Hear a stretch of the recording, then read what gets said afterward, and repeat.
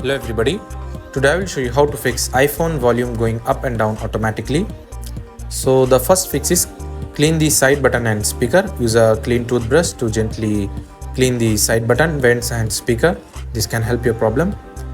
The second, disable change with buttons. For this, go to settings, tap on sound and haptics and turn off change with buttons. If it is turned on, turn it off. The third fix is reduce loud sound. For this, go to settings again, go to sound and haptics again.